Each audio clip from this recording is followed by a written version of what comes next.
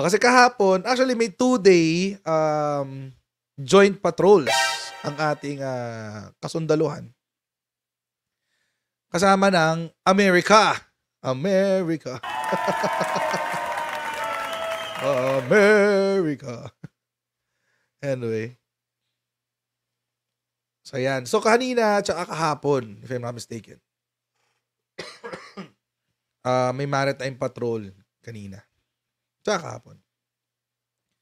So the Armed Forces of the Philippines and the United States Indo-Pacific Command on Wednesday held their second maritime cooperative activity sa West Philippine Sea.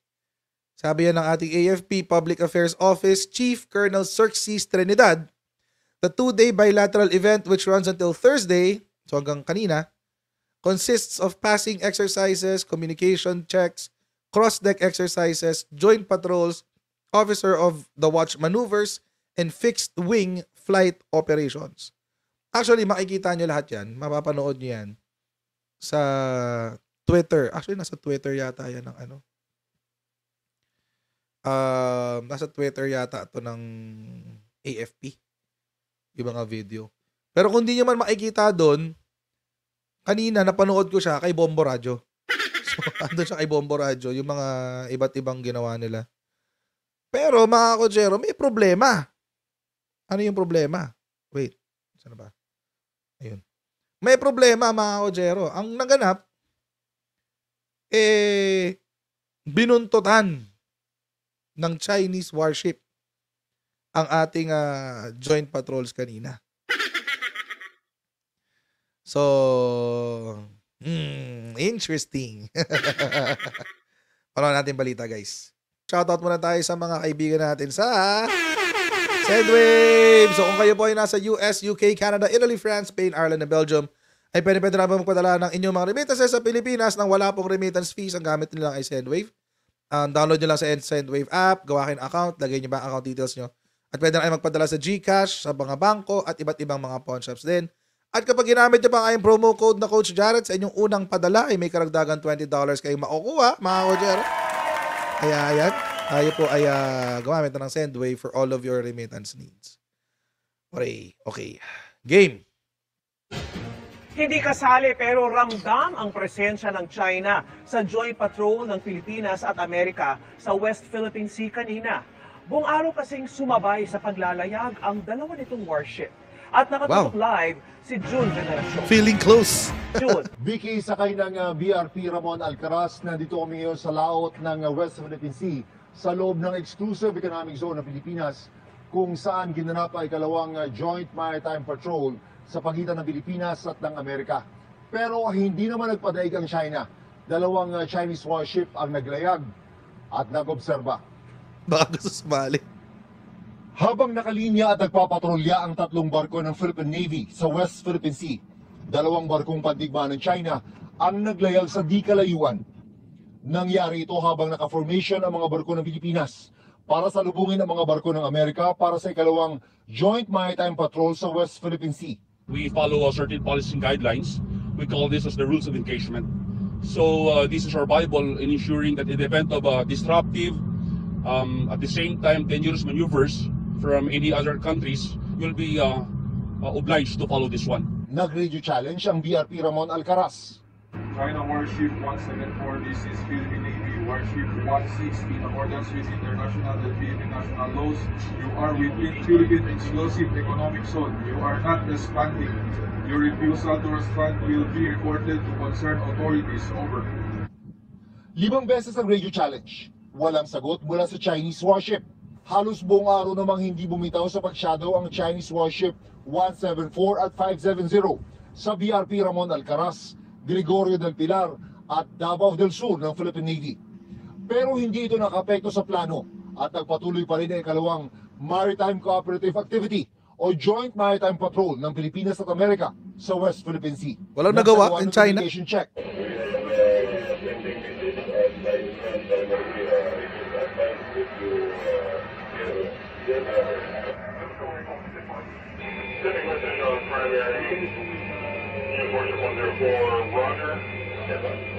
Nagkaroon din ng iba't ibang formation and maneuver exercise para hasain ang interoperability ng dalawang pwersang pandagat.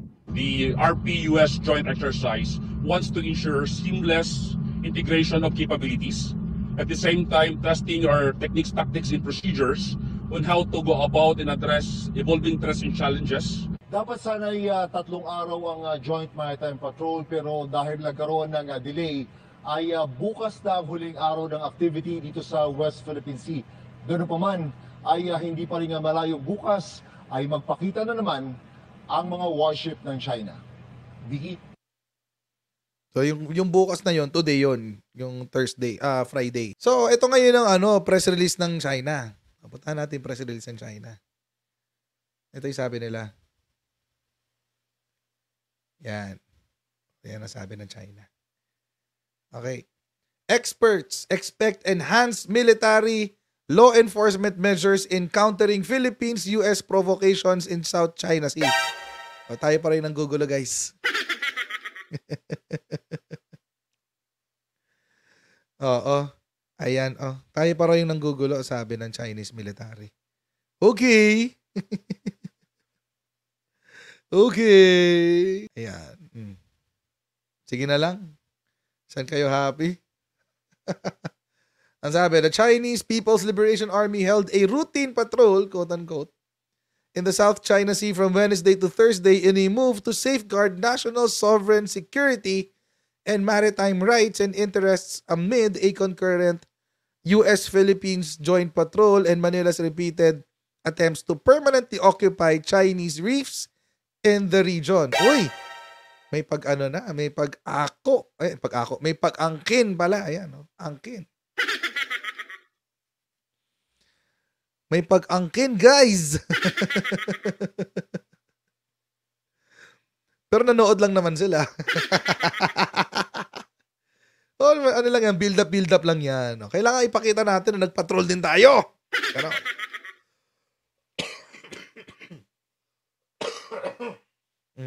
Ganon. Ganon.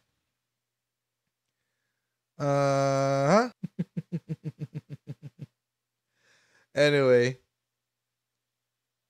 Tapos, ang sabi, ano to?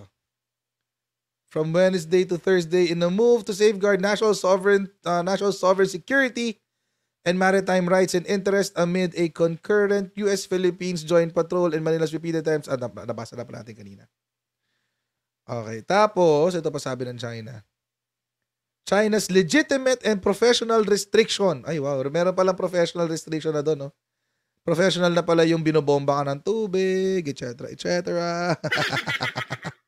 Yun na pala yung professional ngayon. Nila-laser ka, binobomba ka ng tubig, ganon. Yun ang sinasabi.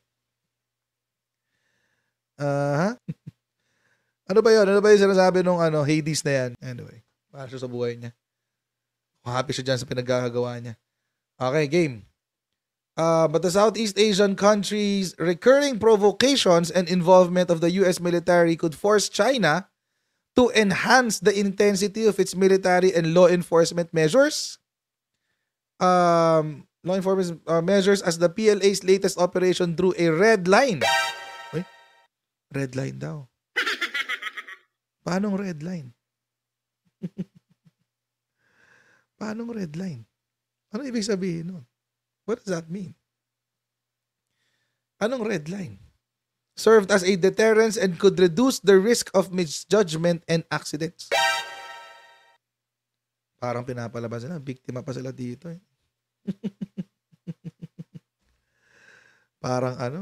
Parang biktima pa sila dito. Ganyan ang drama. Ay, nako. Hindi na. Yung mga ganyang wag na. It's pointless. Bibigyan ko pa sila ng platform. Wag na. Saka wala ako sa mood magpaakyat. Wala ako sa mood magpaakyat. Bahala sila. Dami kong topic eh.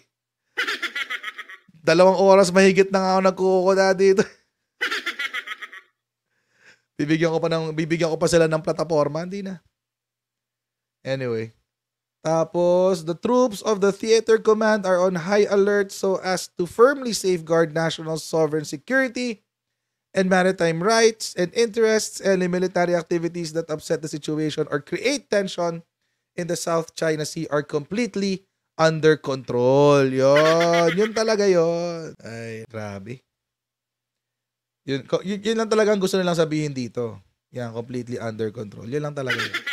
Kunyari, in control pa sila of the South China Sea. Kunyari, control pa sila. Okay. Sige. Kunyari lang yan. Pero ano lang yan, it's usually, kapag nagsusulat sila ng ganito, it's usually for their own audience. Para sa ano yan, para sa mga Chinese lang din yan. So, it's not really for our consumption. The truth may be different. Diba? Buti na lang, andun ng ating AFP para magsalita. Diba? Sana yung interview ni AFP. Yan. O buti na lang, andun ng ating Navy para magsalita. Diba? Para magsabi ng totoong kwento. So, wala yan. Para lang sa yan. Para lang sa mga audiences niyan. Pero ito, mas masakit siguro para sa China. Ito yung siguro pinakamasakit ito para sa China. Pagdating sa pakikipag-trade nila sa Pilipinas. Ano yung pinakamasakit na yan? Ito yun. US willing to invest in Mindanao Railway Project. Yun yung ano dyan. Ito, feeling ko masakit ito para kay China.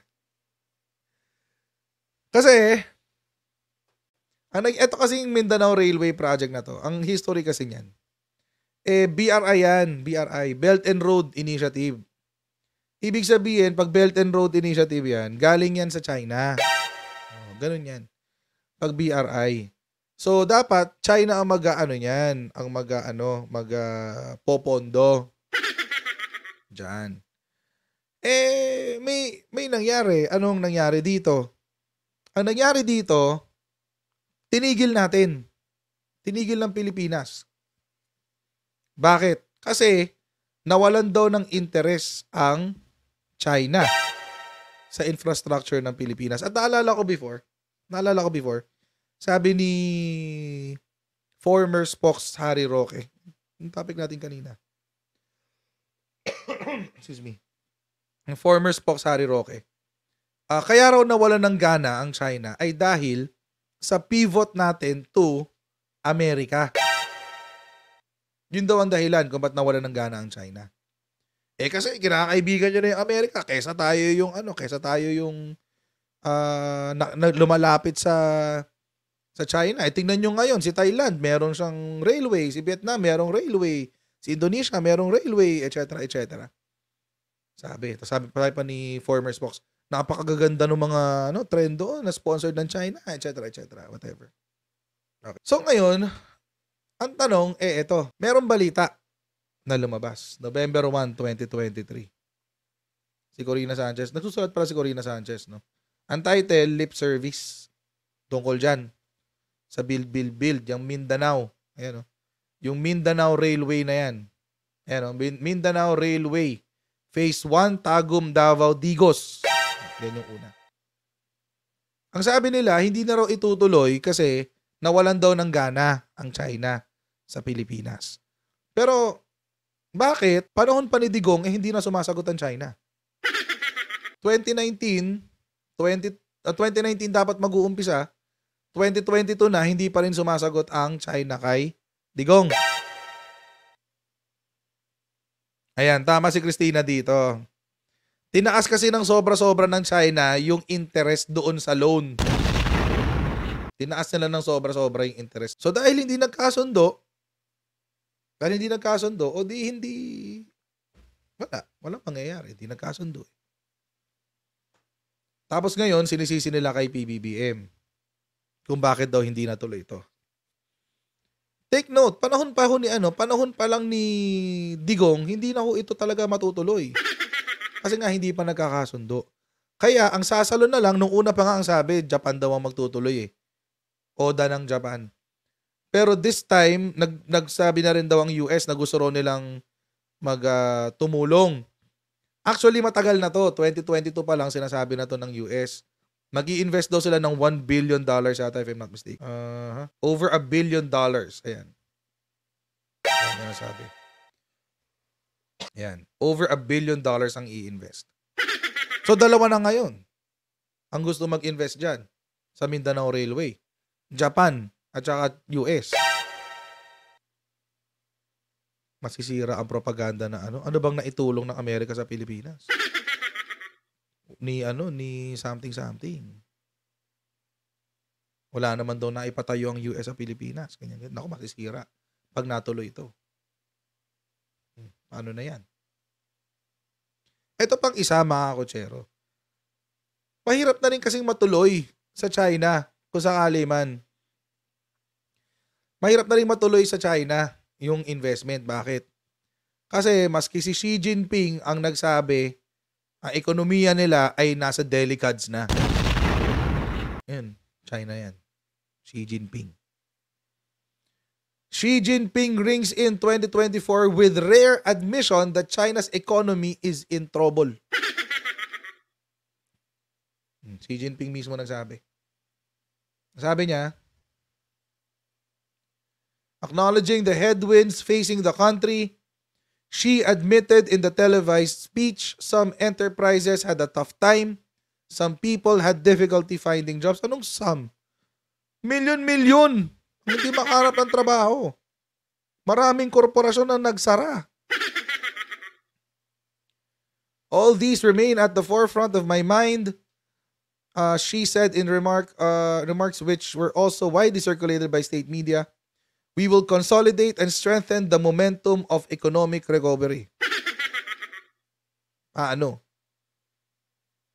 Nag-aalisan na yung mga kabataan nyo dyan sa China, pumupunta sa ibang lugar para makapagtrabaho. Paano na? Nag-aalisan na mga negosyante. Yung mga kapitalista, nag-aalisan na. Bumaba ang foreign direct investments ng China ng negative 1.8 something, negative 1 trillion yata, if I'm not mistaken, or 1 billion. May real estate industry pa na durog na. Literal na nagdudurog na sila ng mga building ngayon. Literal. Kaya sa kanila, dito sa China ngayon, make or break itong West Philippine Sea. Kailangan nila yung West Philippine Sea. Feeling ko, ito yung ibig nila sabihin ng consolidate. Feeling ko, yun yung ibig sabihin ng consolidate. Na mag-aano na sila. Na posibleng pasukin na nila ang Taiwan kasi mayaman ang Taiwan. Posibleng hukayin na nila yung mga minerals dyan sa West Philippine Sea. So, it can be anything. It can be anything. Pero, aminado sila. Pabagsak na sila. By the way, this is the number 2 economy in the world. Number 2 largest economy in the world. So, ngayon, naghahanap na yung mga investors ng paglilipatan nilang mga kumpanya. Actually, buti Lawrence, no, you read my mind. Panahon na to. This is the best time. Maibala ko ng konti ng topic. Ito na yung best time para magkaroon ng charter change. Ito na yun. Ito na yung panahon na yun. This is the best time for charter change. Yung mga aalis ng China, dapat hindi sila sa Vietnam pupunta at hindi sa Thailand pupunta. Hindi sa Indonesia. Dapat dito sila pumunta sa Pilipinas. So, kailangan na talaga natin ng charter change. Dito na sila sa Pilipinas magnegosyo. So, yun. I think si China is really eager. Kailangan talaga nila ngayon yung West Philippines. Kaya very selfish sila ngayon dyan. Daming oil dyan daming oil and natural gas So, they would want to occupy all of that. They would want that. Kaya I think itong sa West Philippine Sea, lalala lang 'yan. Lalala lang 'yan. At tayo kailangan natin paghandaan 'yun. It's inevitable. It will happen. Regardless of whether merong US bases dito or wala, mangyayari 'yan. Kaysa hodang kaibigan tayo ng China o hindi, mangyayari 'yan. But you have to remember, mga kotsero, ang China, kaysa hodang kaibigan 'yan, tinatrader niya, pati kaibigan niyan. So, might as well. And, ang masakit dyan, mga kotsero, unti-unti na naman silang nabubura sa consciousness ng mga Pilipino. Bakit? Ang nagpapasok ng negosyo sa Pilipinas, mga kano. Sino nagpapasok ng negosyo sa Pilipinas? Hapon. Koreano. Kano.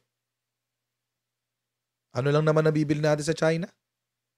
Mga murang CDR King. Pang CDR. So, I hope si PBBM will play his cards right pagdating dito sa West Philippines. Agree ako dyan, Raymond T. Si India is becoming the counterweight to China. So, kasi halos pareho lang sila ng dami ng tao pero mas maraming American businesses kasi sa India. So yun, sana tayo sa Pilipinas kahit 10%, 10% ng aalis sa China, sana masagap natin dito sa Pilipinas. Kasi mga kotsero, at the end of the day, we need investors. Investors will bring in the work. The work will bring in the jobs. The jobs will bring in, investors will bring in the jobs. The jobs will bring in the money. The money will bring in a better life for Filipinos. So sana yun na lang ang mangyari sa ating lahat, di ba? So hanggang dito na po muna tayo for today. Alright, God bless all of you. Huwag niyo po kalimutan mag-subscribe sa Coach Jarrett YouTube channel. At paki-follow na rin po tayo sa ating Facebook page para lagi updated sa mga ganap dito sa aking page. And I'll see all of you in our next Coach Jarrett Live. Alright, bye everyone. See you next time. Bye.